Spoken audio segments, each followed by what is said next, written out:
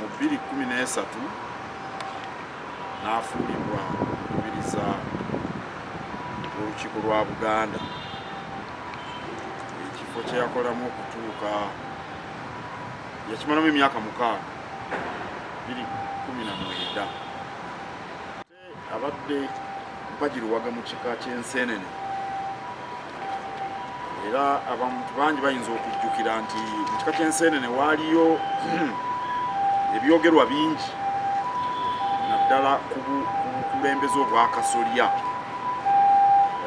Twamala emyaka mingi nga tumanyi nti Mugalula ye mukulu w'ekika ky'enseenene, naye nga waliwo bangi abaga nti Kalibbala Ensiisi ye mukulembeze, era ensonga ne zitwalibwa ewa Kisekwa ne zituuka n'ewa Ssaabasajja Kabaka, era ne tumanya nti Kalibbala Ensiisi ye mukulu w'ekika ky'enseenene. N'aba musaale n'okulaba nti entereza empya mu bukulembeze mu kika ky'enseenene etegeerekeka. Ebyembi Kalibbala oyo eyasooka ku mulembe guno Omutebi yafa, kati omwana yamusikira n'abeera nga mwana muto, era Oweekitiibwa Nelson Kawalya yali omu ku bakuza ba Kalibbala omutaka oyo mu kika ky'enseenene, era ebyokusoma kwe ebyokukuzibwa kwe kwennyini ne mu maka abadde abeerayo nga gyawummulira bw'ava ku ssomero. Kale ab'enseenene bakoseddwa nnyo, naye naffe ffenna kubanga mulimu ogwo gwakola ogw'okukuza omukulu w'ekika si gwa Banseenene bokka, gwa Buganda yonna. Tutuusa okusaasira kwange eri ab'enjuye mukyala we n'ava mu nju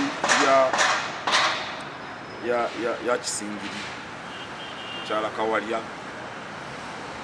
yewa Mamba. Tumusaasira nnyo n'abaana ab'emikwano ne banna Rotary. Oweekitiibwa Kawalya yali gavana owa Rotary, ate Rotary ey'obudde obwo yali nnene nnyo ng'etwalira mu ndo za Uganda, Tanzania oba simanyi bulungi mu budde obwo oba ne Kenya yali wamu. N'akola obwa gavana, naye akoze emirimu mingi mu gavana, era nga omugenda okuwulira mu kkanisa abadde musaale yaliko naye Ssaabakristu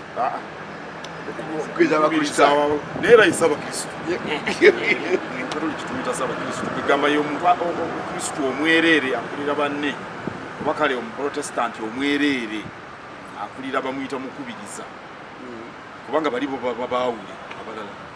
Kati ono atali ne mu bibiina by'abasajja abafumbo naki mu kkanisa akoze ebintu bingi. N'olwekyo twebaza Katonda yamusobozesa okukola ebyasobodde okukola, era tusaba ng'amulamula abeere wa kisa.